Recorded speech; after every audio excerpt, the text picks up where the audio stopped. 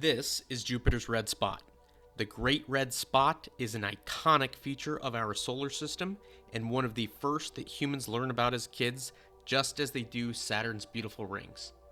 Jupiter's red spot has fascinating characteristics. Some we understand, some we're currently trying to understand, and some we still have no clue how to explain. It's a massive storm. Simply put, the spot is a hurricane just like we have here on Earth, but it just so happens to be larger than the entire Earth.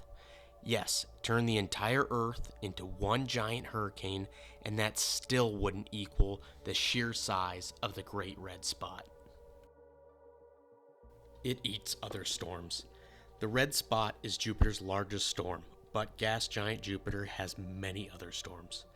When a smaller storm, and by smaller, we're talking like half the size of the Earth small, gets in the path of the red spot, it literally absorbs the other storm and takes its energy. That's awesome. Imagine watching a hurricane here on Earth just absorb and devour another hurricane. Recently, the red spot ate more than 24 other storms in a single year. It's a powerful storm. The Great Red Spot has sustained wind speeds up to 425 miles per hour.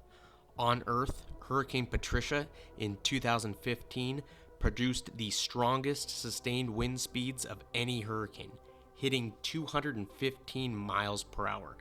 So, this storm, bigger than the entire Earth, also has wind speeds measuring twice as fast as Earth's record-holding storm.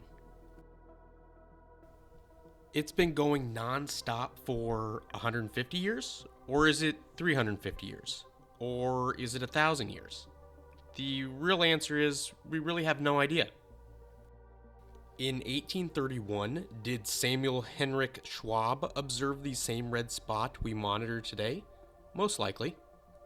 In 1665, did Giovanni Cassini observe the same red spot we monitor today? Maybe. In 1664, did Robert Hooke observe the same red spot we monitor today? Maybe. Regardless, the answer is simple. Humans have only been capable of consistently tracking the Great Red Spot for a near blink of an eye and have no clue when it began. It's that brilliant red color because, well, we don't know this one either.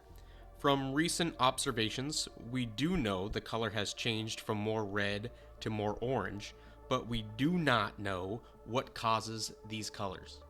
Scientists believe the color exists in the top of the storm and not so much toward the core of the planet. So there are theories involving the interaction of different gas particles with radiation from the sun, which leads to these brilliant colors, but in the end, we still don't know. It's taller than we can even understand. Let's start with some Earth points of reference. How tall is a typical hurricane here on Earth? Less than 10 miles tall. How high does the International Space Station orbit Earth? About 250 miles. Now, how tall is Jupiter's red spot? Over 200 miles tall. Wow. It changes in size and shape over time. Today, the red spot is the smallest we have ever observed at approximately 10,200 miles in diameter at its long axis. For scale, Earth at the equator is just over 7,900 miles, so still plenty of room for the Earth to slip right inside. It is also more circular and less elliptical in shape than in prior years. Decades ago, it measured to be as big as 30,000 miles in diameter. That equates to the storm being roughly 1/3 the size it used to be in its past.